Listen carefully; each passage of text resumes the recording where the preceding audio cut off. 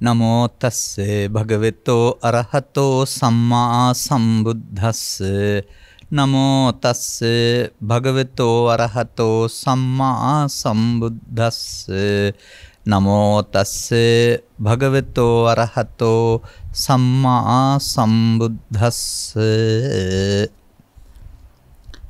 එවමෙකෝ භික්ඛවේ චතුහි ධම්මේ සමන්නාගතෝ භික්ඛු ආහුනේයෝ පාහුනේයෝ දක්ඛිනේයෝ අංජලිකරණීයෝ අනුත්තරම් පුඤ්ඤක්කෙත්තං ලෝකස්ස කතමෙහි චතුහි ඉදවෙක්ඛේ භික්ඛු තානකුසලෝච හෝති දුරේ පාතිච අක්ඛන වේදීච මහතාච කායස්ස පාදාලේ තාතිති ධර්මානුශාසනාවෙහි සදහැබර අනුග්‍රහක දායකත්වය දරන්නා වූ බවතුන් ප්‍රමුඛ මෙම මොහොත ප්‍රඥානාලිකාව තුළ කෙරෙන්නා වූ ධර්මදේශනාවක් නැරඹීම සඳහා ඉඩ කඩවෙන් කරගත්තා වූ ලක්වාසී ලෝවාසී සදහැබර පින්නතුනි ආරාධිත බවතුන් අපට නිවනට උපනිශ්‍රේ වන ස්වාමින් වහන්සේ කැමැති පරිදි ධර්ම දේශනයක් කියන නිදහස් මාතෘකාව ලබා දීලා තිබෙනවා. ඒ අනුව අපි පරිහරණය කරන ත්‍රිපිටකය තුළ අප විසින් තෝරාගත්ත යම් පෙළ දහම් තියෙනවා. ඒ පෙළ දහම් වල ඊළඟ එකක් තමයි තෝරාගන්නේ. පෙළ දහම් කීපයක් තිබෙනවා අපිට. පුංචි පුංචි කොටස් තියෙනවා, ගාථා තිබෙනවා. ඒ වගේ. ඒ අනුව මගේ මේ අතේ තියෙන්නේ අංගුත්තර නිකායේ චතුක්ක නිපාතයයි. මේකේ 4 වෙනි වග්ගයට කියන්නේ බ්‍රාහ්මණ වග්ගය කියලා. 4-4-4-1 කියන සූත්‍රයට කියන්නේ යෝදා ජීව සූත්‍රය කියලා.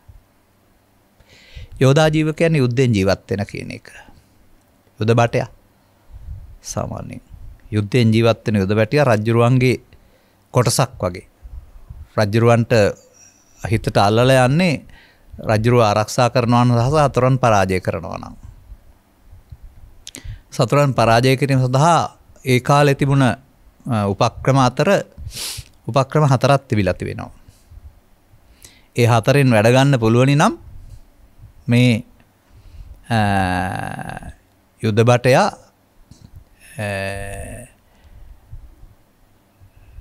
රජුරවන්ට හිතකර වෙන ආකාරය මේක පැහැදිලි කරලා තිබෙනවා. ඒක තමයි උපමාව.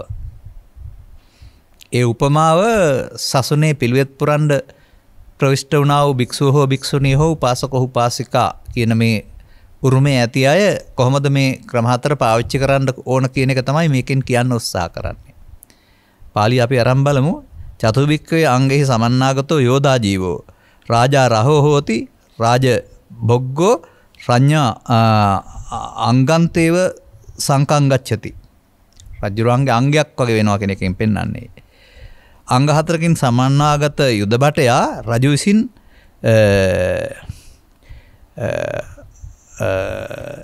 ආරක්ෂා කළ යුතුයි. රජුරන්ගේ කොටසක්ම ගණීට වැටෙනවා. රජුරෝ වෙනයි යා වෙනයි නෙමෙයි රජුරෝ රැකෙන්නේ කියන අංගේ නිසා කියන එක. ඊට පස්සේ ඒකේ තියෙනවා ඔහු සතු චරිත ලක්ෂණ 4ක්. ඉදවික්කේ යෝදා ජීවෝ ඨාන කුසලෝච හොති. ඨාන කුසලෝච හෝති. යුද බටයට මොකද්ද කරෙන්න ඕන කරලා තියෙන්නේ? විදීමෙහි දක්ෂ වෙන්න ඕනේ. ඨාන කුසලෝ කියන්නේ තැනේ දක්ෂකම කියලා කියමුකව. ස්ථානයට අදාළ දක්ෂකම. තැනට ගැලපෙන විදිහටනේ ඒ කාලේ නම් T56 පාවිච්චි කරන්න මේ ඊතලයේ පාවිච්චි කරන්න. ඒකයි පෙන්ලා ඨාන කුසලෝ හෝති. පළවෙනි කාරණාව. දුරේ පාතිච. තවත් වචනයක් පෙන්නවා දුර ඊතලයේ දුර හෙලන්න පුළුවන්කම තියෙන්න වෙනවා. පාතිච කියන කෙන් තන්නේ හෙලනවා කියන අර්ථය ඊතලයේ නිදහස් කරපුවාම බොහොම දුර යවා ගන්න පුළුවන් හැකියාව තියෙන්න ඕන. අක්ඛන වේදීච ඊළඟ වචනයක් පෙන්නනවා. අක්කන වේදීච කියන එකේ තේරුම ඒ කාලේ පාවිච්චි කරලා තිබෙනවා මේ රාත්‍රියට පෙනෙන්නේ නැහැ කරුවලයි. නමුත් විදුලි එළියක් වටනහම මේ විදුලි එළිය වැටිලා නිවෙන කාලය තුර විදින්න දක්ෂ වෙන්න වෙනවා. ඒ මොහොතේ ෂණයෙන් එළිය නිවෙන්න පෙර අදාළ ඉලක්ක අරගෙන මේක කරන්න පුළුවන්. සතුරන් මර්ධනයේදී රාත්‍රියට කරන්න පුළුවන් ප්‍රක්‍රමයක් වශයෙන් තමයි භාවිතා වෙලා තියෙන්නේ. අක්කන වේදී වෙන්න ඕනේ. විදුලියෙන් විදින්න පුළුවන්කම තියෙන්න ඕන. ඒ වගේම තවත් තියෙනවා මහතෝච කායස්ස පාදා ලේතා කියලා. කියන්නේ මහත් සේනා සමූහයන් බලසෙන් කියලා කියන්නේ බලසෙන් බිඳලන්න පුළුවන්කමක් තියෙන්න වෙනවා. මෙන්න මේ යුද්ධ බටයා සතු තැනෙහි දක්ෂ වීම, හීතලයේ දුර හෙලන්න පුළුවන් වීම, විදුලියෙන් විදින්න පුළුවන්කම සහ මහත් සේනාවක් විනාශ කරන්න පුළුවන්කම කියන මේ කාරණා හතර ශාසනික ජීවිතයේ උපක්‍රම හතරක් වශයෙන් තමයි ගලපලා තිබෙන්නේ. මේක ගත්තේ උපමාවක් වශයෙන් විතරයි. ඊට පස්සේ තමයි අර මම ගත්ත පාඩේ මහණෙනි එපරිදිම කරුණු හතරකින් සමන්වාගත මේක නම් කියලා තියෙන භික්ෂු කියලා විතරයි. භික්ෂුවක් ආමන්ත්‍රණය කරපු නිසා වෙන්නේ නැති. නැත්නම් මම නම් දකින්නේ අනුගමනීය ප්‍රතිපදාව යන ඕන කෙනෙකුට හරියනවා. ආහුණෙය පාහුණෙය දක්ඛිනෙය අංජලිකරණීය වෙන්න නම් නැත්නම් ආර්ය සංඝරත්නයේ සතු මෙහෙම ලියන්න හේතුව හාමුදුරුවෝ සතු ගුණයක් කියලා මේක හිතපු නිසා මේ සංඝරත්නය ගැන ලියන්නේ. නැත්නම් ආර්ය කියන පරපුර සෝවාන් වලින් එහා පැත්තට ගත්තාම ඕන කෙනෙක් ගාව තියෙන නිකලස් භාව වෙනකොට ඔය ආහුණෙය පාහුණෙය දක්ඛිනෙය අංජලිකරණීය සතු ගුණ එනවා. ඒ ගුණ නිකන් එන්නේ නැහැ. මෙන්න මේ කාරණා හතරක් අනුගමනය කරන්න වෙනවා. මේ සස්නෙහි ශාසනෙත් තියෙනවා මොකද්ද? තාන කුසල තියෙනවා, දූරේ පාතී තියෙනවා, අක්කන වේදී තියෙනවා, කාය විධාරණය තියෙනවා. මට ලැබී තිබෙන කාලයට අනුව මෙන්න මේ හතර ගැන තමයි මම අද කතා කරන්නේ. කතංච බික්කේ බික්කු තාන කුසලෝ හෝති. මොකද්ද මේ තැනට අදාළ දක්ෂතාවය කියලා කියන්නේ? වෙන මෙතනදී මේක පරිවර්තනය කරලා තියෙන ආකාරය මට ටිකක් මදි. ඉද බික්කේ බික්කු සීලවා හෝති වරහන් පයන්න දාලා පෙයාලන් දාලා සමාදාය සික්කති සික්ඛා පදේසු ඒවං කෝ බික්කවේ තාන කුසලේතු. මේක වර්තමානයට ගැලපුවට හරියන්නේ නැහැ. වර්තමානයේ අවුරුදු 300ක් තිස්සේ ඔය කියන ශික්ෂාපද සංවරේ හිටිය අපේ භික්ෂු පරම්පරාවල්. නමුත් ස්ථානයේ දක්ෂතාවය වැඩුන්නේ නැහැ. ඒ නිසා මේකෙන් පෙන්වනු ලබන්නේ මීට වඩා තැනට ගැලපෙන දක්ෂතාවය කියන එකනේ. තාන කුසල කියලා පෙන්වන්නේ. දැන් සීල සූත්‍රය ආරම්භ බැලුවොත් සීල සූත්‍රය පැහැදිලි කරලා දාරන්නේ මොකද්ද? සීලවතාකෝපනා යස්මතෝ සාරිපුත්ත කතමේ ධම්මායෝනිසෝ මනසිකාතබ්බාති. සිල්වත් උන කෙනා මොකද්ද නෝනින් මෙනෙහි කරන්න ඕනේ? නොනොහින් මෙනෙහි කරන්න පුළුවන් තැනට එන්න අදාළ සිල්වත්කමක් කර පැහැදිලි කරන්නේ. ඒ නිසා මේ සිල්වත් කියන වචනේ ගිහි සමාජයට පංචශීලයේ හෝ පැවිදි සමාජයට දසාමන සීලය හෝ උපසම්පදා සීලය හෝ කියන මේ පද පොයට අට සීලය හෝ කියන ශික්ෂාපද සංවරය එක්තරා ප්‍රාථමික පිහිටීමක් පමණයි. මේ හැමෝටම තිබෙනවා මම දකින ආකාරයට අරියකාන්ත සීලය කියලා එකක්. අරියකාන්ත කියන එකේ තේරුම ආර්යයන් කැමති කියන එක. ආර්යයන් කියන අය පුද්ගලයා මෞකසින් බිහි වී ජීවිතාසානය දක්වා ජීවත් වෙන පුද්ගලයෙක් වශයෙන් දකින්නේ නැහැ. එහෙම සම්මතයට පෙනුනට ඔවුන් දකින්නේ අපි මේ මොහොත පහසු කරමින් ඉන්න අය කියලා. මේ මොහොතට ලොකු කාලයක් නැහැ. තත්පරයකටත් වඩා අඩු කාලයක් තියෙන්නේ. මේ මොහොතේ අපි ළඟ සිදුවෙන දේ තමයි ආර්යයන් දකින්නේ. මේ මොහොතේ අපි ළඟ සිදුවෙන්නේ ඇසෙන් කනෙන් නාසෙන් දිවෙන් කයෙන් නොසිතින් අරමුණකට එකතු වෙන එක. ගත වුණ පැත්තේ අරමුණුත් නැහැ, අතීත අරමුණු ඇවිදින්නෙත් නැහැ. දැන් අපි අර ගමනක් යනකොට පාදයේ තබන පාදයේ මත ජීවත් වෙනවා වගේ මේ මොහොතේ ජීවත් වීමක් කරනවම අවුරුදු 80ක 100ක ජීවිතයක් සංග්‍රහ කරන්න බෑ මේක තුළ. අන්න මෙන්න මේ මොහොතේදී මේ මොහොතේ පවතින ක්‍රියාවලියක් අපි ළඟ තියෙනවා. බුදුන් වහන්සේගේ ඉගැන්වීම තුළ සුතවා ආර්ය ශ්‍රාවකෝ කියන පදේ පාවිච්චි කරන්නේ අසුතවා පෘථග්ජනෝ කියන පදේ පාවිච්චි කරන්නේ මෙන්න මේ වෙනස තේරුම් කරන්න. ඒ පිළිබඳ දැක්මක් නැති බව අස්වතවත් කියලා කියනවා. ඒ නිසා පෘථග්ජන භාවය කියන එකේ තුල පෙන්නනවා පංචස්කන්ධයකට එන දේ මම මගේ ආත්ම කොට ගන්න මුලාවෙන් මිදෙන්න දන්නේ නැතිකම පෘථග්ජන භාවය. එතකොට පංචස්කන්ධ කියන මට්ටමක් තියෙනවා ඒකේ. අන්න මේ පංචස්කන්ධයක් ඇසුරු කරගෙන ජීවත් වෙන මොහතක ජීවිතය කියන එක තමයි මෙතන මේ තැනට දක්ෂතාවය කියලා කියන්නේ. එතකොට අපට අතීතයේ හෝ අනාගතයේ යන්න ඕනේ වර්තමාන මොහොතේ සිදුවෙන දේ මොකක්ද කියලා හොයාගන්න වෙනවා. වර්තමාන මොහොතේ සිදුවෙන කාරණා කීපයක් මට කියන්න පුළුවනි. අපි මේ ජීවිතේ යම් කාලයක් ගත කරපු අය වශයෙන් අපි මේ මොහොතේ පස්දොරට හෝ මනෝද්වාරයට එන කාරණයකට එකතු වෙනවා. එකතු වෙන්නේ බාහිර හමුවීම නිසාම නෙමෙයි. බාහිර හමුවට අදාළ එකතු කරගත්ත අගයක් චිත්තාභ්‍යන්තරයේ තියෙන නිසා. වපරැසින් බලනවා, ඇදේට බලනවා, එහෙම කියලා කියන වචන වලින් කියවෙන්නේ මේක තමයි. එහෙම නැත්නම් පරණ තරහ හිතේ තියාගෙන බලනවා ආදි වශයෙන් මෙන්න මෙහෙම චිත්තාභ්‍යන්තරයේ තිබී එන්නා වූ තැනක ඉඳලා අපි මේකට එකතු වෙනවා. මේ චිත්තාභ්‍යන්තරයේ තිබිලා එන කාරණා ටික ප්‍රධාන කරුණු තුනකට මේ ත්‍රිපිටකය තුළ විග්‍රහ කරනු ලබනවා. පුද්ගලයෙක් තුළ uppannam කාමිතක්කම් කියලා. ඒ කියන්නේ පස්පව් ආදී කොට ඇති යම් දෙයක් කරලා හව කලපුරුද්ද තුළ එහෙම කරන්න හිතෙන අදහස. ලෝභ කියන වචනේ පාවිච්චි කරන්නේ ගමෙන් පන්නා දාන්න, තර්ජනය කරන්න, ගර්ජනය කරන්න, වස්සාත්කම් ටික උරුම කරගන්න වගේ යොදන උපක්‍රම කියලා. එතකොට ඒක හිතට එන අවස්ථාව මේ මොහොත.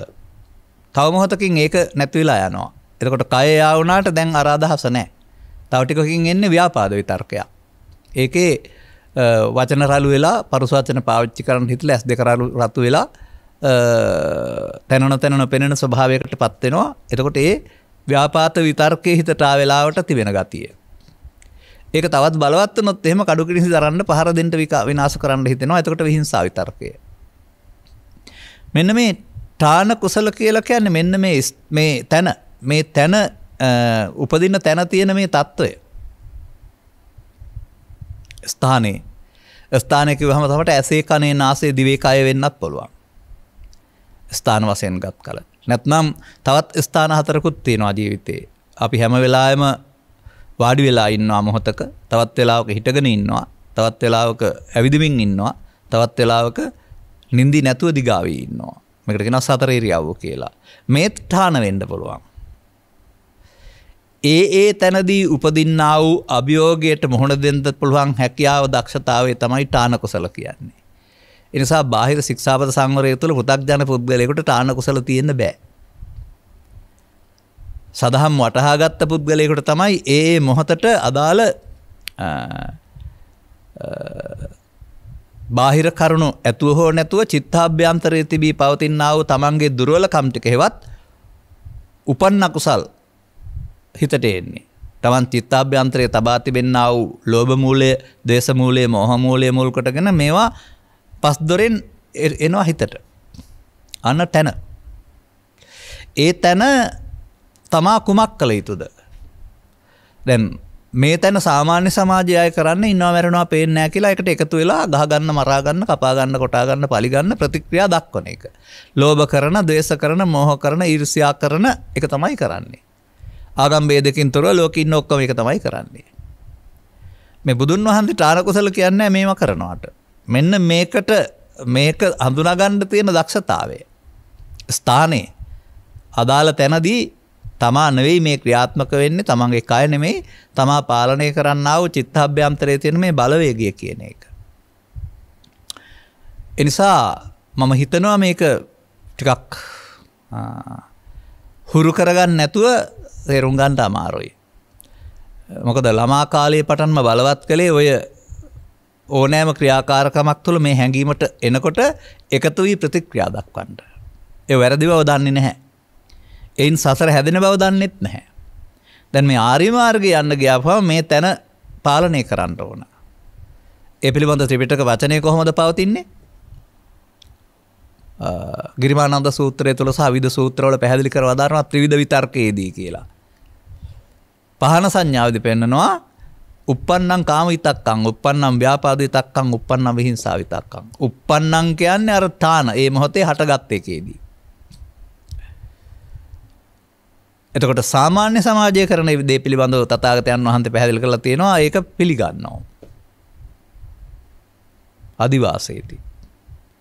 බහැර කරන්න කල්පනා කරන්නේ නප්පජහති. වීරයෙන් පාලනය කරන්න කල්පනා කරන්නේ නවිනෝදේති.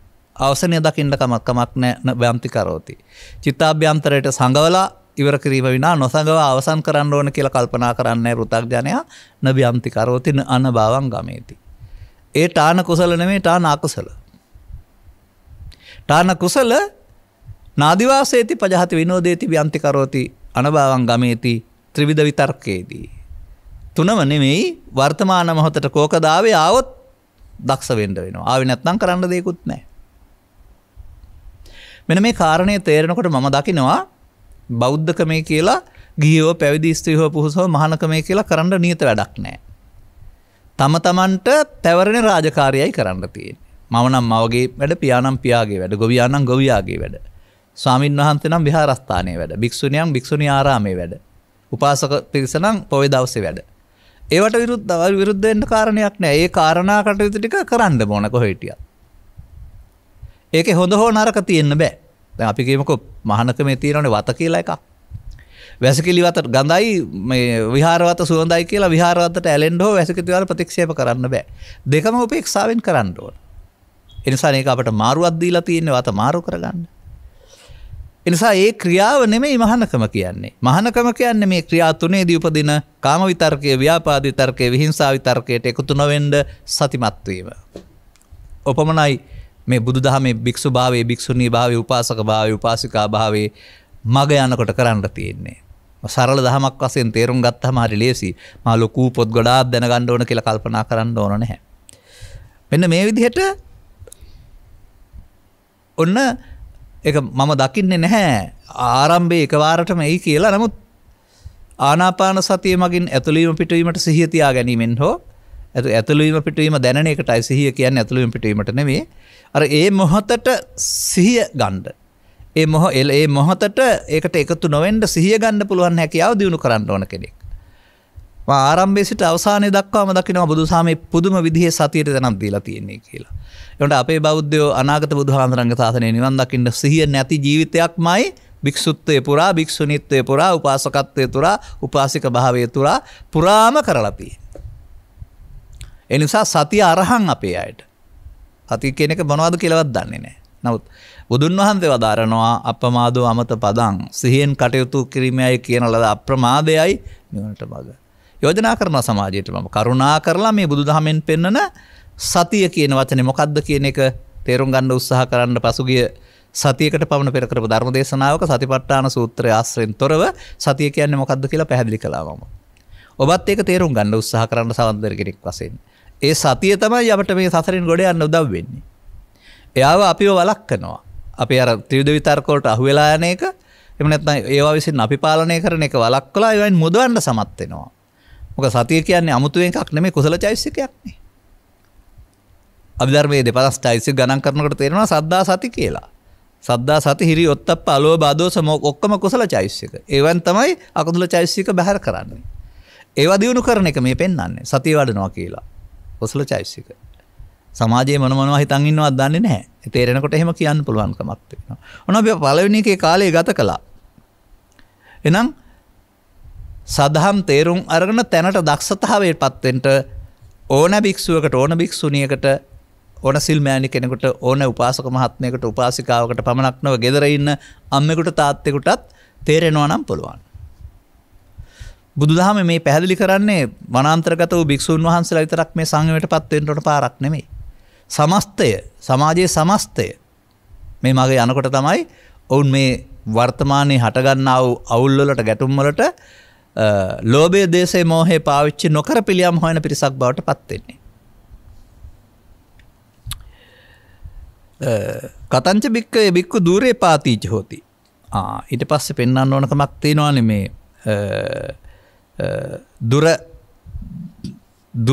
දුර හෙලන්න, ඊතලිය දුර හෙලන්න පුළුවන්කම. මේ මොකද්ද පෙන්වන්නේ?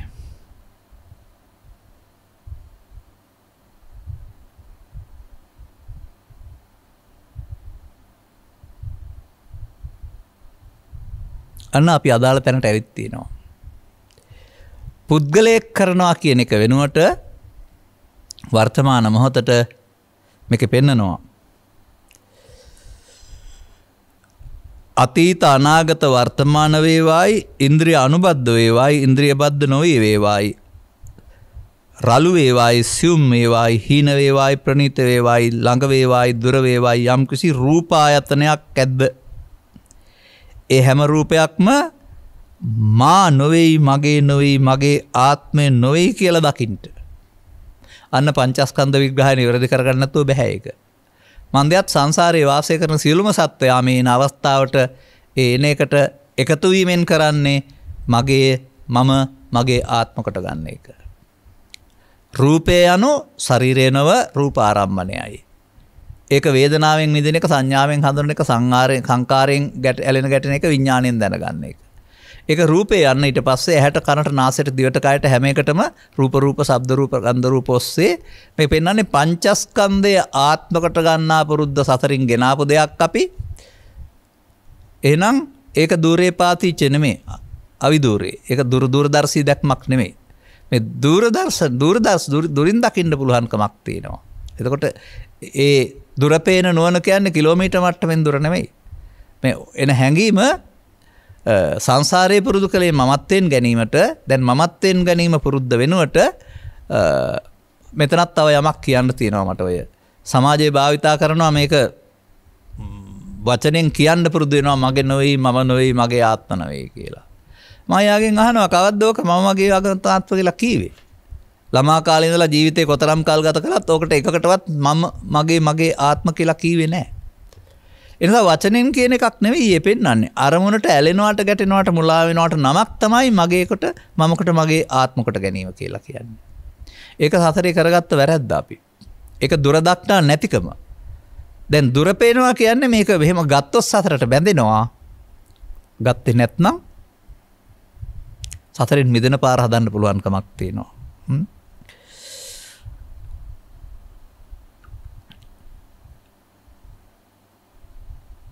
මම නොෙමි මගේ නොෙමි මගේ ආත්ම මෙසේ යථාභූත සම්‍යක් ඥාණයෙන් දක්නේ වේද. ඔන්න දුර පේනවායි කියන එකේ තේරුම. වේදනාව සංඥාව සංකාරයේ විඥාන කියන මේ හැම එකක්ම අතීතෙන් ආවත් අනාගතෙන් ආවත් වර්තමානයේ ආවත් දුර සිට ආවත් ළඟ සිට ආවත් ඇතුළතින් ආවත් පිටින් ආවත් රළු සහ ගොරෝසු ලෙස ආවත් 11 ආකාරයක් පෙන්වනවා. 11 ආකාරය තුළ එළිවෙනා වූ රහසකුත් තියෙනවා. ඒ තමයි රූපය කියන්නේ ශරීරය නම් 11 ආකාරයකට ගන්න බෑ. දැන් මොහොතේ තියෙන එකනේ. නමුත් අතීත අනාගත අරමුණු වශයෙන් ගත්තාම අතීත අනාගත වශයෙන් එනවා. එළිය සහ ඇතුළේ එනවා.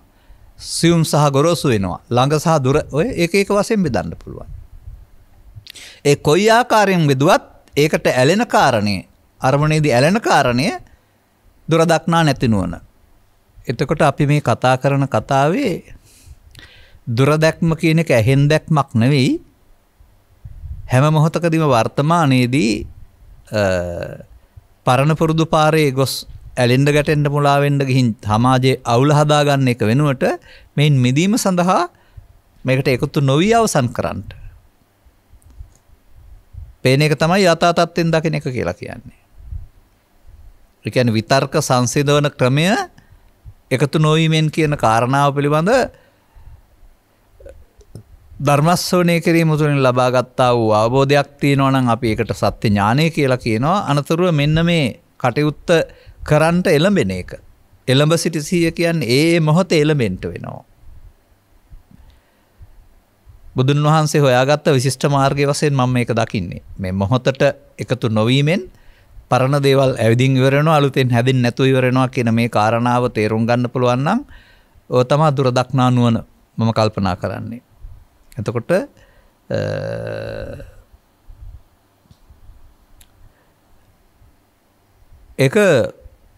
එක දවසකට වැඩෙන දෙයක්වත් නෙමෙයි. ධර්මශ්‍රවණය කිරීමෙන් අනතුරු ප්‍රායෝගිකව වර්තමාන මොහොතේ අදාළ අභියෝගයන්ට මුහුණ දීම තුළ ක්‍රමයෙන් වැඩෙන දෙයක්. අපි ඇහැට කනට එන හැම කාරණයක් නිසාම නොයොසලිවන්ත වෙනවා කියන එක සියදහස් වතාවක් වැඩිමෙන් කරගත්ත දෙයක්. අරක සාමාන්‍ය කෙනෙක් එක වතාවක්වත් භාවිතා කරලා නැහැ. අර භාවිතෝ බහුලීකතෝ කියන පදෙන් පෙන්නන්නේ වඩන්න ඕනේ කියන එක. නූතන මනෝවිද්‍යා පොත්පත්වල පවා සඳහන් වෙනවා යම් කිසි දෙයක් හිත පිළිගන්න ඕන නම් 20 වතාවක් විතර හිතට කියන්න ඕනේ කියලා.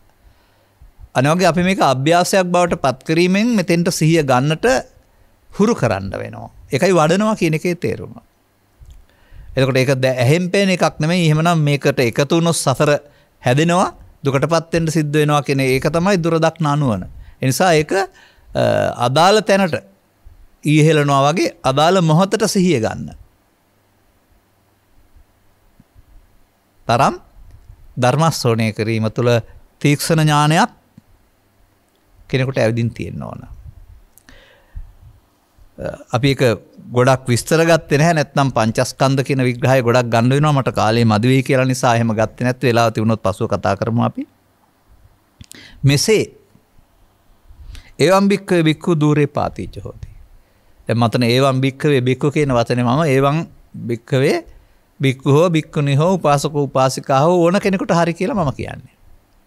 මේ ඒ මොහොතේදී ප්‍රමාදයට හසු වී අනාගත ඵල උපදින්නට ලෝභයෙන් දේශයෙන් මෝහයෙන් චිත්තාභ්‍යන්තරයේ පුරෝණ එක වෙනුවට එහෙම නැත්නම් අනුසයට හේතු තැබීම කියන එක මෝඩකමක් දුරදක්නා නුවණක් නෙමෙයි. ඒක ඒ මෝඩකමටපත් නොවෙන්නට අදාළ ෂණික මතක් වීම, කණිකව මතක් වෙන සිහිය, ෂණිකව මතක් වෙන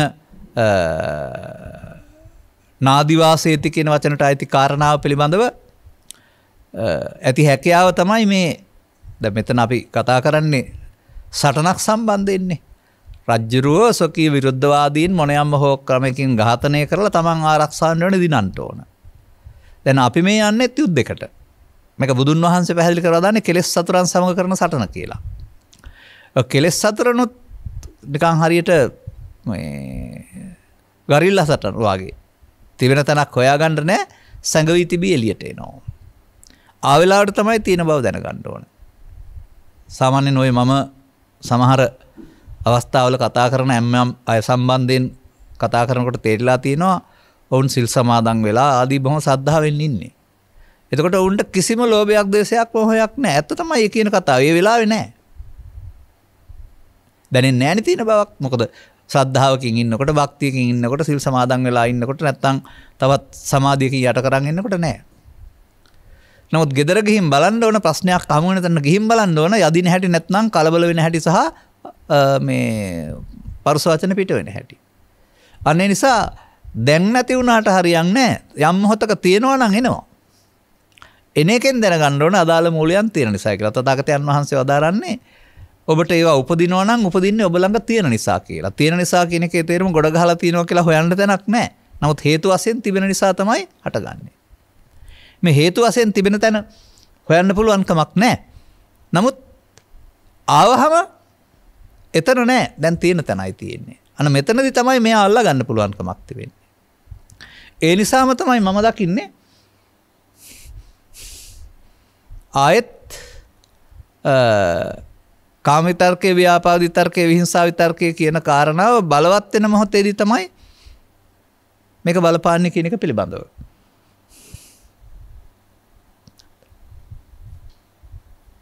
හත්වල ගන්න.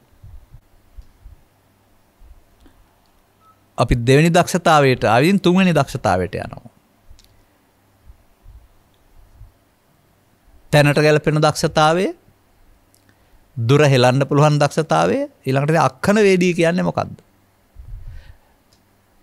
අඳුරේ විදින්න පුළුවන්කම.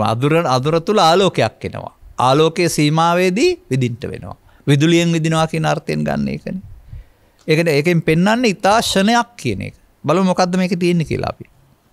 කතංච බික්කවේ බික්කු අක්ඛන වේදී හෝති. මහණෙනි මොකද්ද මේ ෂණයෙන් විදින්න පුළුවන් හැකියාව කියලා කියන්නේ? ඉද බික්කවේ බික්කු ඉදන් දුක්ඛන්ති යථා භූතං පජානාති. අයං දුක්ඛ සමුදයෝති යථා භූතං පජානාති. අයං දුක්ඛ නිරෝධි යථා භූතං පජානාති. අයං දුක්ඛ නිරෝධි පටිපදන්ති යථා භූතං පජානාති. එවං කෝ බික්කවේ යථා බික්කු අක්ඛන වේදී හෝති. මේක කල්පයක් තරම් දිගට තියෙන්නේ නැහැ. ඒ මොහොතේ තියෙන එකක් වශයෙන් පෙන්වන්නේ. මොකද්ද මේ මොහොතේ තියෙන දේ? මේ මොහොතේ හැමෝටම පවතින්නේ ඇසෙන් හෝ කනෙන් හෝ නාසෙන් හෝ දිවෙන් හෝ කයෙන් බාහිර වස්තුවක උදව්වෙන් උපදින්නා වූ රූප වේදනා සංඥා සංකාර විඥාන ස්කන්ධ පංචකය. නමුත් ස්කන්ධ පංචකයේ දුකක් නැහැ. දුක තියෙන්නේ පංච උපාදානස්කන්ධේ. ඒ මොහොතේ උපන් පංච උපාදානස්කන්ධයේ දුක ඒ මොහොතේ දකින්න ඕන කියලා මේ කියන්නේ. එතකොට ලෝභය, ද්වේෂය, මෝහය, ඊර්ෂ්‍යාව, ක්‍රෝධය, වෛරය කියන්නේ අඳුර. ඒ අඳුරේදීම Tamanට ආපු එකේදී Taman අඳුරට එලියක් වෙලාම පේනවා වගේ. දැන් සාමාන්‍යයෙන් අපි හිතමුකෝ අඳුරේ ඉන්නවා. එතකොට විදුලි එලියක් වැටෙනවා. එතකොට සතුරු හමුදාවේ ඉන්න තැන ඉන්නවා ඉලක්ක කරලා විදින්න පුළුවන් එළියෙන්. මොහොතයි හම්බ වෙන්නේ. අනවගේ පංච උපාදානස්කන්ධය හටගෙන නැසෙන්න කල්ප ගණන් දෙන්නේ නැහැ මොහොතයි හම්බ වෙන්නේ.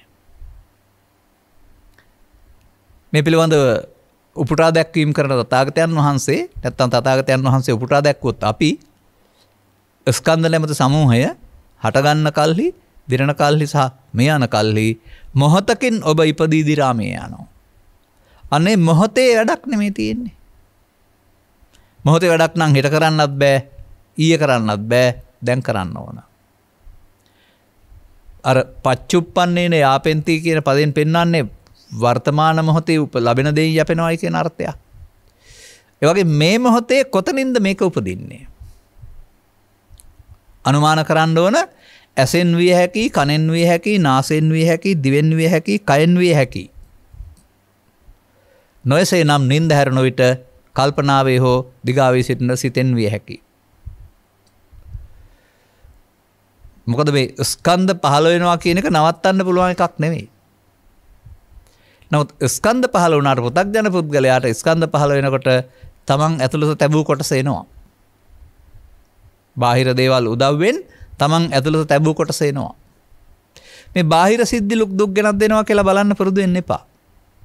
බාහිර සිද්ධි නිසා තමන්ගේ චිත්තාභ්‍යන්තරයේ තබා ගත්තා වූ කොටස නෙමේ ඊර්ෂ්‍යාව, ක්‍රෝධය, වෛරය ඒවායිනේ දුක තියෙන්නේ. දැන් බුදුන් වගේ උත්තමයෙකුට නැත්තම් අරිහතුන් වහන්සේලා වැනි උත්තමයින්ට ඒ කොටස නැති නිසා ලෝකේ කාරණා තිබුණාට දුක උපදින්නේ නැහැ. දැන් දුකින් මිදුණා කියන්නේ ලෝක විනාශ කරුවා නෙමෙයි. බාහිර ලෝකේ. බාහිර ලෝකේ එහෙමත් අදත් ඉදිරියටත් තියෙනවා. නමුත් Tamanගේ චිත්ත අභ්‍යන්තරේ ජයගත්තා. ඒ ඇතුළතින් එන කොටස ඇතුළට සැගවෙන්න නොදීම තුලින් ඉවත් කර ගැනීම තුල තමා ජය ගනී. ඔක තමයි තමා ජය ගැනීම කියලා කියන්නේ. මෙන්න මේ කරුණ සමාජයට විවරණ වෙන කාලවකවානු ඉතා අඩුයි. මේ කරුණ තේරුම් ගැනීම ඉතා අඩුයි. තේරුම් ගත්ත පුද්ගලයෙකුට පමණක් මේ දේ කළ හැකි බැවින් ඒකට ශන සම්පatti ලාභය කියලා කියනවා. මන්දයත් මේ ලාභය සහ අලාභය දෙකේ හදන්න පුළුවන් අපට. මේ දෙකම උපදින්නේ අපට. සැප දුක යස ආයස දෙකම උපදින්නේ අපට. අපාගත සත්වයා කියලා කියන්නේ දෙකක් උපදින්නේ නැහැ, දුකම උපදිනවා. ඔවුන්ට තේරුම් කරගන්න ඥානයක් නැහැ. දෙවියන් කියලා කියන්නේ දෙකක් උපදින්නේ නැහැ, සැපම උපදිනවා. සැප බැවින් දුක තේරෙන්නේ නැහැ. නමුත් මේකේ පෙන්වන්නේ මොකද්ද? මේ දුකය, මේ හේතුය, මේ නැති උතනය, මාර්ගය මොහොතින් දකින්න පුළුවන්කම තියෙන්න වෙනවා. පොතේ නෙමෙයි උපන් ස්කන්ධ පංචකය තුළ. ඒක තමයි අක්ඛන වේදී නැත්නම් අඳුර දුර වෙන ශරණයකින් එළිය වැටෙන මොහොතකින් දකින්න පුළුවන් කියන එක. නිසා මා දකින්නේ පංච උපාදානස්කන්ධා දුක්ඛ කියන එක පොත එළියට හරියන්නේ නැහැ. වචනයක් විතරයි ඒක. ඒක Tamanගේ ජීවත් වෙනකොට බාහිර පස් දොරේ උදව්වෙන් හෝ මනෝද්වාරයෙන් හිතට එන එකේ තියෙන දෙයක්. මොනවද ඒවට කියන්නේ මේ දුක් ටිකට? අධ්‍යාත්මික දුක් කියලා කතා කරනවා නැත්නම් රාගෝච දෝහෝච මෝහෝච ව්‍යාධි ජරාච මරණං පිච ශෝකමේව පරිදේව දුක්ඛම් පිච දෝමනස්සං. ඔන්න ඕවා. ලෝකේ නෑ. ලෝකේ කරුණු අපි අවුස්සනවා. අවිසෙන්ද කරුණු අපි තියාන තියෙනවා. තියාන තියෙන එක සිතට එනවා. මේකට කියනවා විඳවනවා කියලා. ඒ මනුස්සයින්ට තේරෙවි මොන එකකට මේක විඳෙව්වද මේක අයින් කරගත්තා නම් සැනසෙල්ල ඉන්න තිබුණා නේද කියලා බුදුන් වහන්සේ වදාළ මාර්ගයේ ගිහින්.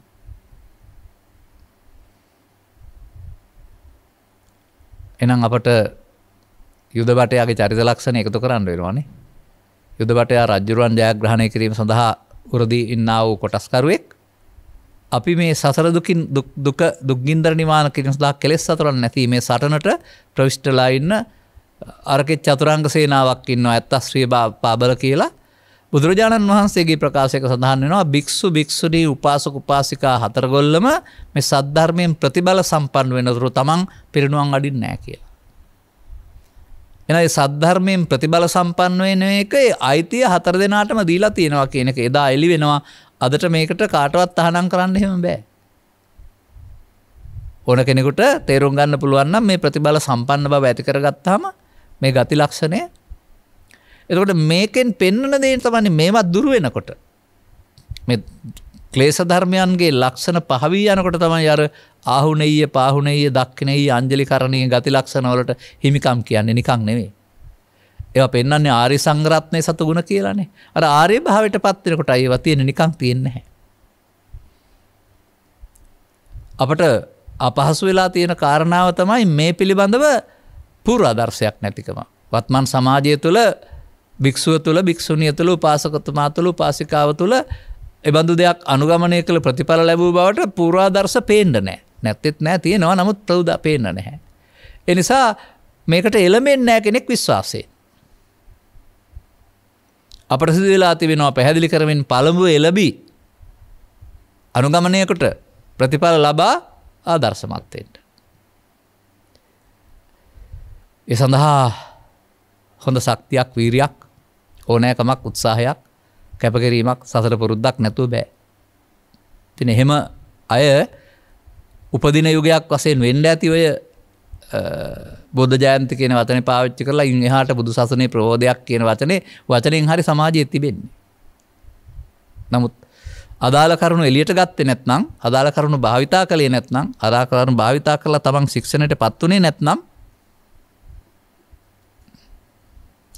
මේ ප්‍රතිඵලෙ උදා වෙන්නේ නැහැ. වචනයක් මතක් කරනවා මම අක්ඛාතාරෝ තථාගතා. තථාගතවරු කරන්නේ පාර පෙන්වන එක විතරයි. මේ පාර මේ පොතේ තියෙනවා ත්‍රිපිටකවල දැනටත්.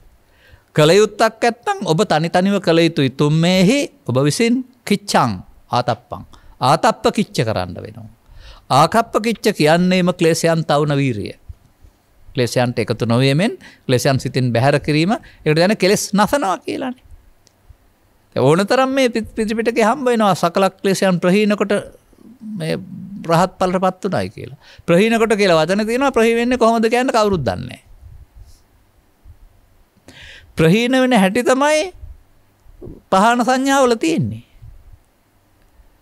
පහන සංඥාවල කවදාවත් කියන්නේ කාම විතරක උපදවා ගන්න එපා, ව්‍යාපාද විතරක උපදවා ගන්න එපා, විහිංසාව විතරක උපදවා ගන්න එපා, සමාධියට වෙලා ඉන්න කියලා.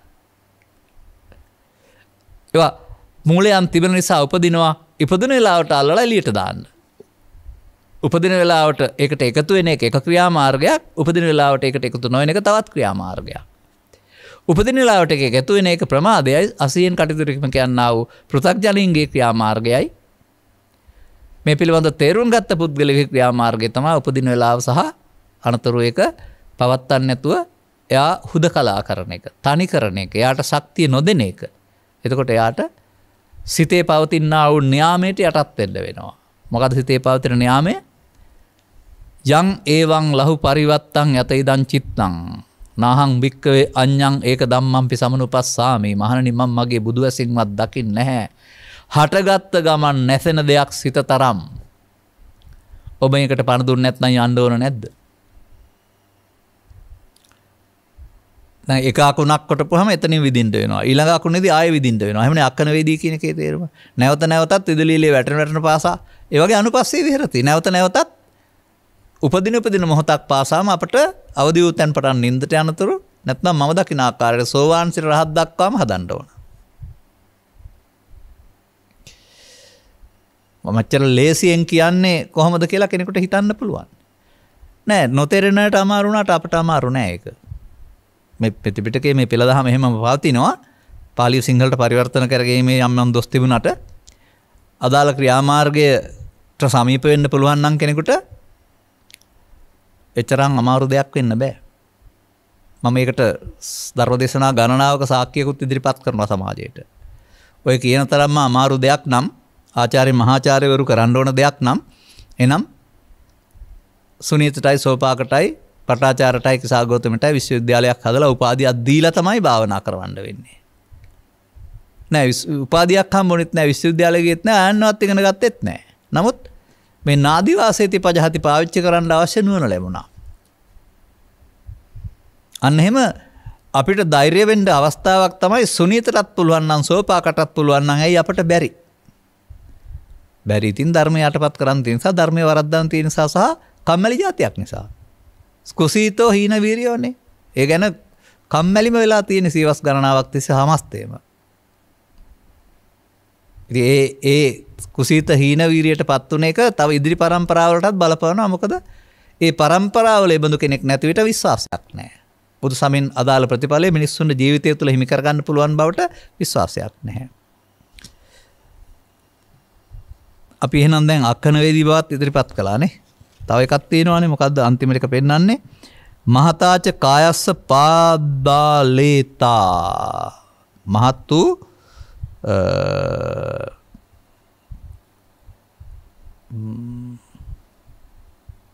සේනාවක් මහත් වූ සේනාවක් සේනා සමූහය බිඳලන්න පුළුවන් වෙනවා.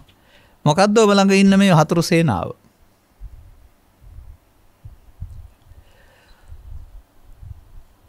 කතංච බික්කේ බික්කු මහතා කායස්ස මහතාච කායස්ස පාදාලේතා හෝති ඉද බික්කේ බික්කු මහන්තං අවිජ්ජාකංකං අවිජ්ජාඛන්දං පාදාලේති එවං කෝ බික්කවේ බික්කු මහතා කායස්ස පාදාලේතා හෝති. ඔන්න කරන්න තියෙන වැඩක් තියෙනවා. මහත් වූ සේනාස්කන්ධයක් බිඳලම යන කුමක්ද මහණනි මේ ශාසනයෙහිදී? අන ශාසනයේදී කිව්වහම එතකොට හිතන්න ඇති භික්ෂු ශාසනය විතරයි කියලා. භික්ෂුන් වහන්සේලා අතරදී කියලා. ඒ ශාසන පදයට ගන්නකො අනුශාසනාවේදී කියලා. බුදුන්ගේ ඉගැන්වීමේදී කියලා. එතකොට අනුශාසනාව සබ්බපාපස්සා කරණං කුසලස්ස උපසම්පදා ඕන කෙනෙකුට. එතකොට ඒ අනුශාසනාව පිළිපැදීමනේ තියෙන්නේ. ඒ අනුශාසනාව පිළිපැදින්න අයගේ නම් තමයි භික්ෂු භික්ෂුණී උපාසක උපාසිකා කියලා කියන්නේ. අන්න ඒ සසුනේදී ඒ අනුශාසනාවේදී මහත් වූ අවිද්‍යා ස්කන්ධයක් බිඳලන්න පුළුවන් වෙනවා. වෙන්න ඕනේ. ඔන්න ඕක තමයි ලොකුම ගැටලුව මේ සමාජයට තියෙන. අවිද්‍යාව බිඳහරණ එක. ඇයි? පෙළ දහමෙන් ඉගෙන ගන්න අවිද්‍යාපත්‍ය සංඛාරා කියන්නේ ඉස්සර ජීවිතේ කරපු වැඩක් කියලා. පොත පෙරලා බලන්න ඕන. පටිච්චසම්පාදයේ 12 සංඝ පටිච්චසම්පාදයේ අවිද්‍යාපත්‍ය සංඛාරා කියලා කියන්නේ අවිද්‍යාව නිසා කුසල අස්කර රැම් කරගත්තා වූ අතීත හේතු කියලා පෙන්වන්නේ නැද්ද කියලා ඉස්සර ජීවිතේට. මෙහෙම දකින තාක්කල් කවදාවත් එක විඳින්න බෑ. මොකද අතීතාත්මයට යන්න බෑනේ අපිට. මෙන්න මේවා තමයි අපි ඔය විවේචනය කරනවා නෙවෙයි කරුණු පැහැදිලි කරමින් පෙන්වන්නේ මෙතන වැරදි මේක මෙහෙම වෙන්න ඕන කියලා.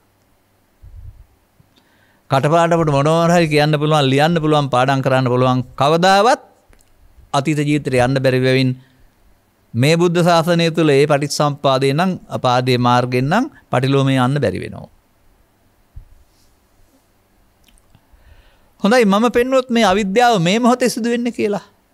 ඒක බිඳලන්න බැරිද? මේ මොහොතේ නම් මේ අවිද්‍යා සංකාරය කරමින් ඉන්නේ අපි. එහෙනම් ඒක බිඳලන්න පුළුවන් වෙනවනේ. නමුත් මේ අවිද්‍යා සංකාරය කොතනද වෙන්නේ කියන එක පිළිබඳව සෑහෙන ගැඹුරු විමර්ශනයක් කරන්නත් තේරුම් ගන්න බෑ. මට ලැබී තිබෙන කාලේ ප්‍රමාණවත් වේ කියලා හිතනවා මම. මේක දකින්න ඕන මෙහෙමයි. පෘථග්ජන පුද්ගලයෙක් අරමුණු රසය විඳින්න ගියාපුහම රූපයෙන් හෝ ශබ්දෙන් හෝ ගන්ධෙන් හෝ රසයෙන් ස්පර්ශයෙන් ඒකට අදාළ රූප ශබ්ද ගන්ධ රස පොට්ටබ්බ තණ්හාවට වහල් වෙනවා කාමයට. මේ නිසා මේක විඳිනවා කියන්නේ ආස්වාදය. විඳින්න ගියාම මොකද වෙන්නේ? අනාගතයක් හැදෙනවා. අනාගතයට හේතු ඉතුරු වෙනවා. චිත්ත අභ්‍යන්තරයට ශේෂ වෙනවා. අනුසේති කියන පදයෙන් පෙන්වන්නේ ඒකයි. අන්න මේ මොහොතේ විඳින්න ගිහින් අනාගතයක් හදන එකට තමයි අවිද්‍යා සංකාරය කියන්නේ. සාමාන්‍යයෙන් මේ පරිසරය දෙස බැලුවොත් එහෙම ඕනෑම සත්වයක් ඉදිරි පරම්පරාව ගැන හදනවා. ඕනෑම අවිඥානික සජීවී ගස්වැල් ගත්තාමත් මැරෙනකොට කරලක් හරි අලයක් හරි ගෙඩියක් හරි හදලා මැරෙන්නේ.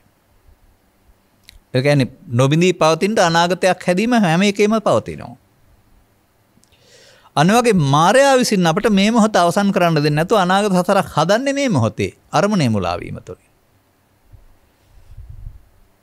මේක අංග 12 පටිච්චසම්පාදේ විග්‍රහ කරගන්න බැරි වුණාට පටිච්චසම්පාදේ පහේ කොටස් වලට බෙදුවොත් එහෙම ලස්සනට හොයාගන්න පුළුවන්.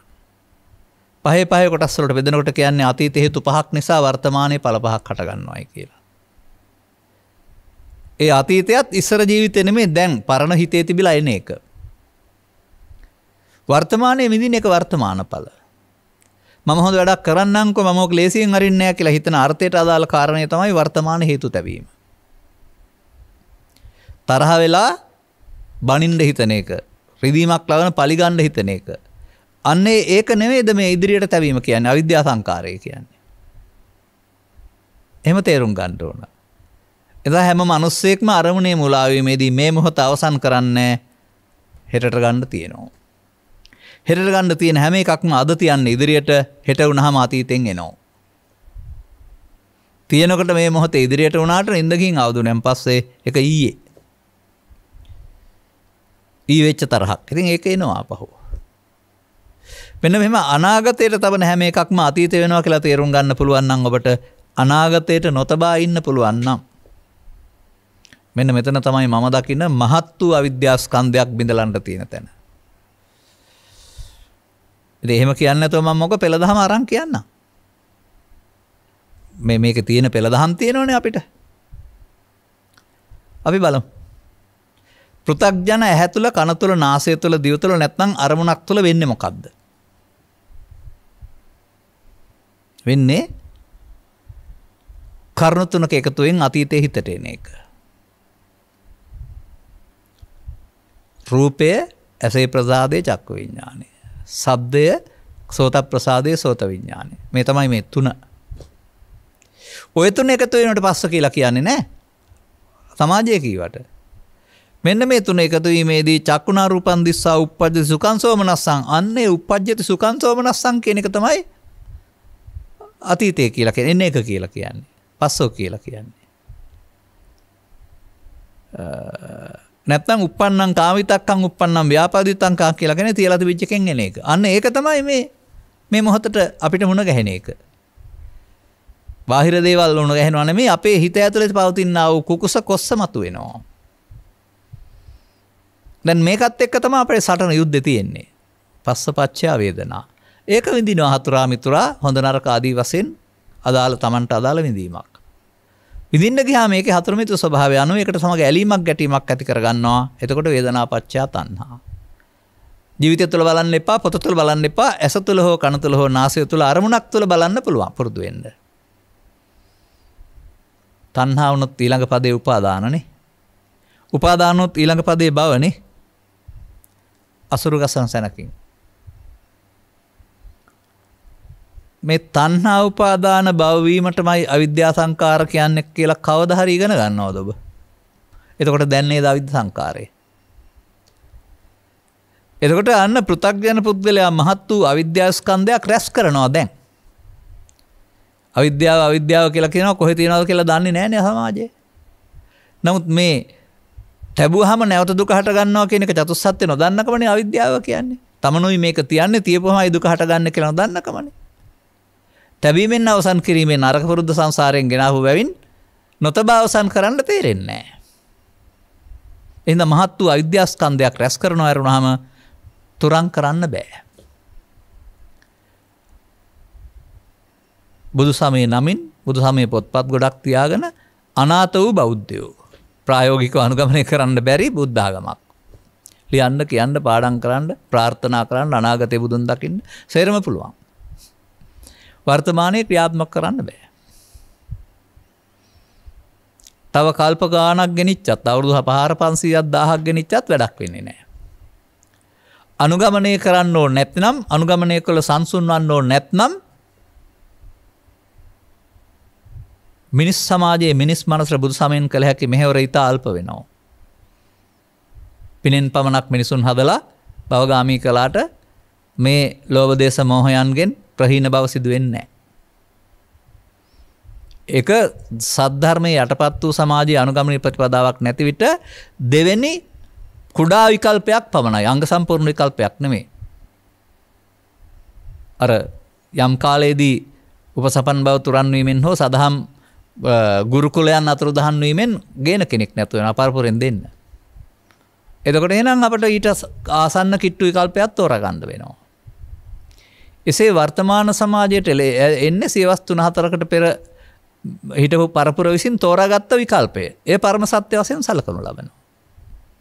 මේ මහත් වූ අවිද්‍යාව ස්කන්ධයක් දැන් බිඳලන්න තියෙනවායි කියන එක මේ සූත්‍රවල සඳහන් වෙනවා. තේරුම් ගත්ත පුද්ගලයාට අවතීර්ණ වෙන්න බැරි වෙලා තිබෙනවා.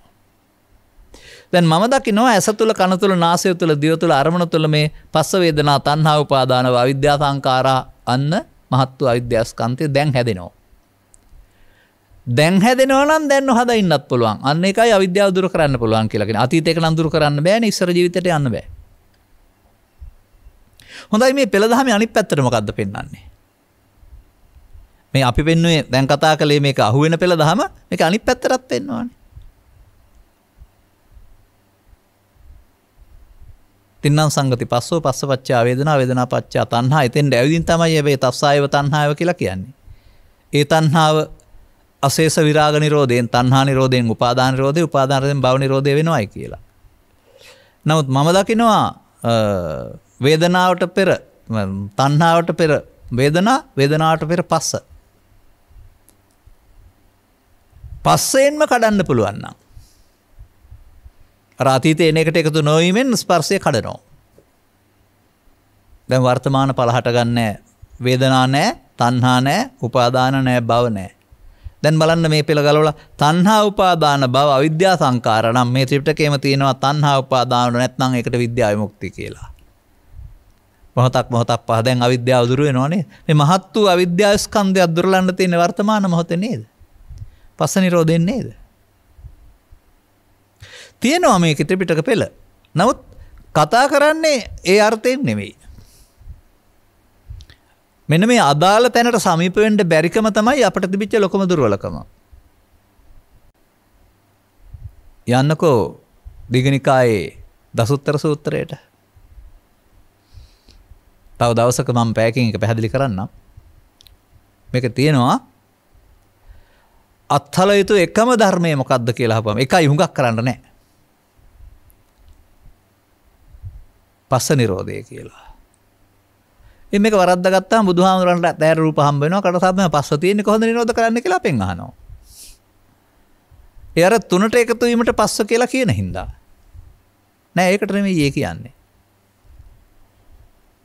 උන්වහන්සේ අතීතයේ බිඳහැල බැවින් එන්න අතීතයක් නෑ. දැන් පස්ස නිරෝධයක් තියෙන්නේ.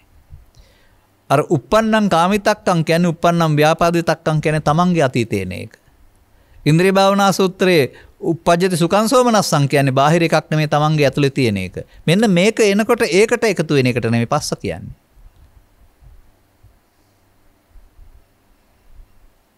මේකට තියෙනවා මම පැහැදිලි කරන උදාහරණයක්.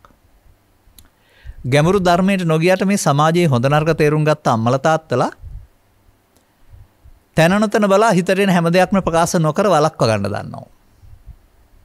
කවුරු හරි මොකක් හරි කියපම කේන්තියක් එනවා, පරුස වචනයක් කියන්න හිතෙනවා, නැත්නම් තව මොන හරි දමල ගහන්න හිතෙනවා. නමුත් බැලුවම පරිසරයේ දරුවෝ ඉන්නවා, මුණුබුරෝ ඉන්නවා, නැත්නම් Tamanට තැනක් තියෙනවා. ඒ ආත්ම ගෞරවයට පහර වදිනවා මෙහෙම කරන්න කිව්වොත්. ඉතින් ඒ නිසා වටපිට බලලා මොකටද මං කියන්නේ කිව්වා කියලා හිතේ තියාගන්න කියලා ගිල්ලේ නැද්ද අරාපු එක. ආවා පැවැත්තුවේ නෑ නේද? මෙන්න මේක ඔස්සේ බලන්න පුරුදු වෙන්න මේ හිතට එන එක වෙනයි පවත්තන එක වෙනයි මේක දෙකක් කියලා. පුරුදු කරේ තේන එක පවත්තන්න දැන් මේ මෝඩකම නවත්තලා එන එක නවත්තන්න පුරුදු වෙන්න. ඒ අතර පරතරයක් තියෙනවා. සතිය ඕන මෙන්න මේකටයි. දැන් ඒගොල්ලෝ හිතට ආවා නමුත් කායට වචන දුන්නේ නෑ යන්න ගියා යා. මෙන්න මේ ගති ලක්ෂණේ සැබෑ සතිපට්ඨානයක් නෙමෙයි ඒක පෙන්වන්නේ. නමුත් ඒක අපි පුරුදු කරගත්ත අර එකතු නොවෙන්න පුරුදු කරගත්ත යම් පුරුද්දක්. මෙන්න මේ වගේ මේක සතිය වඩනවා කියන්නේ මේක පුරුදු කරන එක. නැවත නැවතත් උපදින ත්‍රිවිධ විතර්කයට මේක තුන වෙන්න මේක දියුණු කරනකොට තවත් වඩන්න සතිපට්ඨානයක් තවත් දුරු කරන්න අවිද්‍යාවක් ඉතුරු වෙන එකක් නැහැ.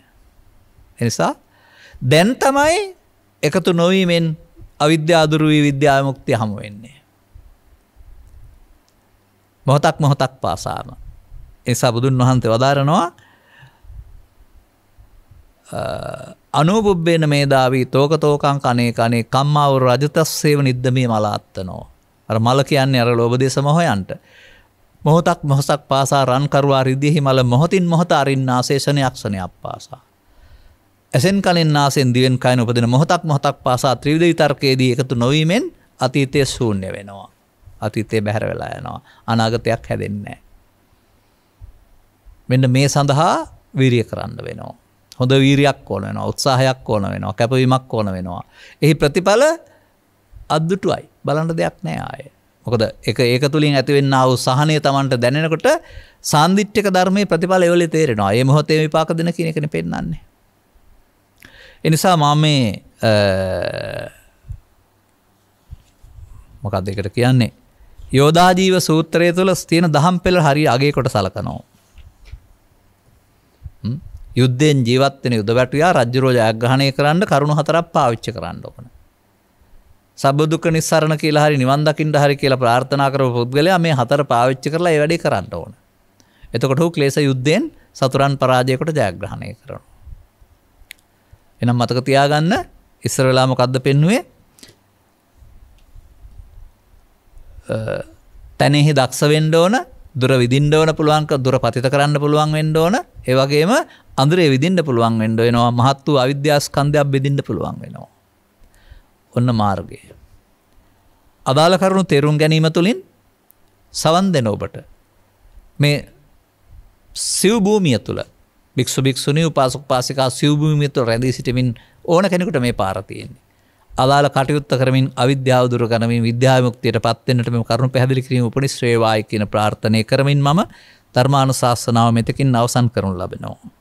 මෙම උතුම් ධර්ම දේශනය සඳහා සදැහැති දායකත්වය දරන ලබන්නේ හෝකන්දර පදිංචි එම්.සී.ද සිල්වා මහත්මිය විසිනි.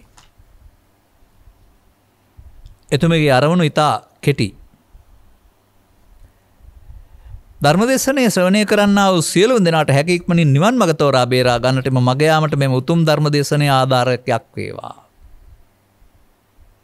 එසේම ධර්මදේශනා කළ පූජ්‍ය දේශකින් වහන්සේටත් නිරෝගී සුව ලැබීමටත් නොපමාව නිවන් අවබෝධය සඳහාත් මෙම ධර්මදේශනා කුසලයේ හේතු ආසනාව වේවා. වෙන මොකක්වත් නැහැ.